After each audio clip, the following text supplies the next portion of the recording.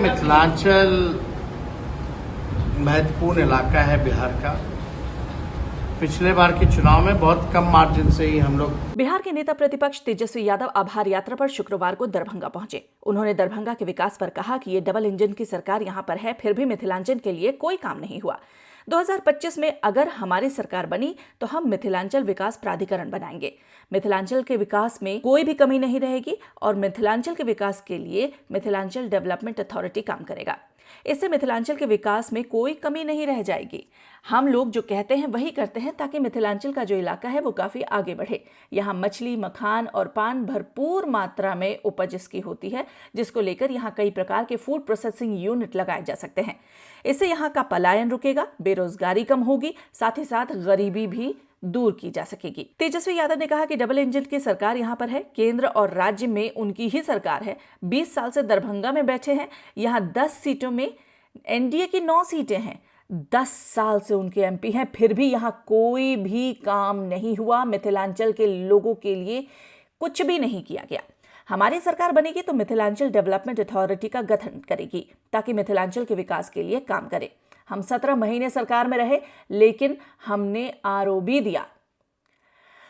आगे नेता प्रतिपक्ष ने कहा कि हम चैलेंज करते हैं कि हम सार्वजनिक कर देंगे कि हमने 17 महीने में जितने रोड, पुल, पुलिया दिए हैं, ये एनडीए में बैठे हुए लोगों ने नहीं दिया। वहीं एयरपोर्ट के बारे में तेजस्वी यादव ने कहा कि देखिए दरभंगा एयरपोर्ट का क्या हाल है, टिकट कितना महंगा है। यहां से यानी कि दरभंगा से दिल्ली का टिकट जितना महंगा है, उतने में दिल्ली से दुबई पहुंच जाया जा सकता है।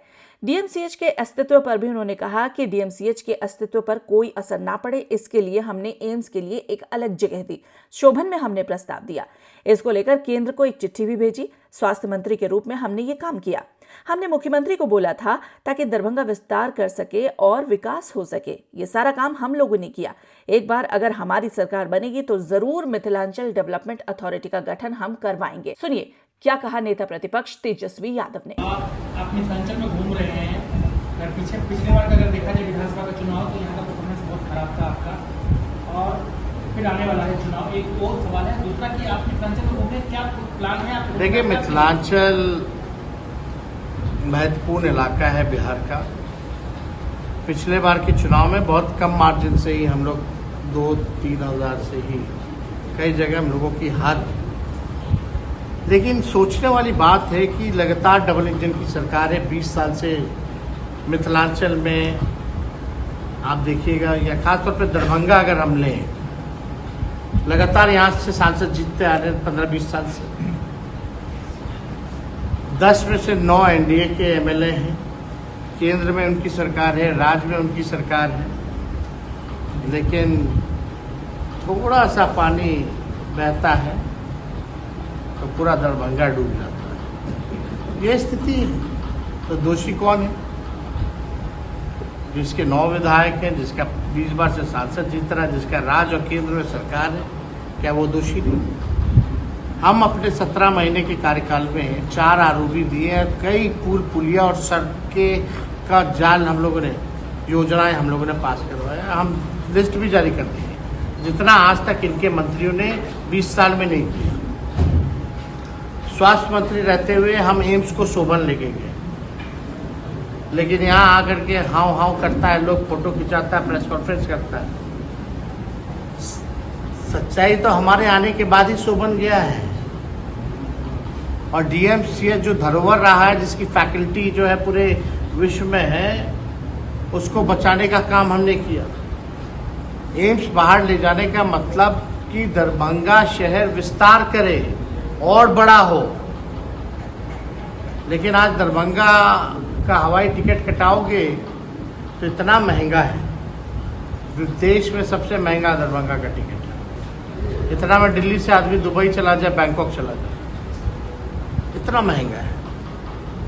और आज एयरपोर्ट की स्थिति देख लीजिए।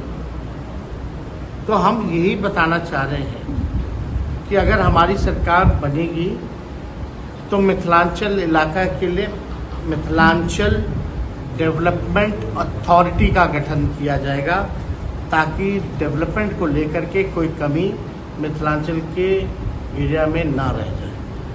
MDA मिथिलांचल डेवलपमेंट अथॉरिटी का गठन हम लोग करेंगे। और हम लोग जो कहते हैं वो करेंगे,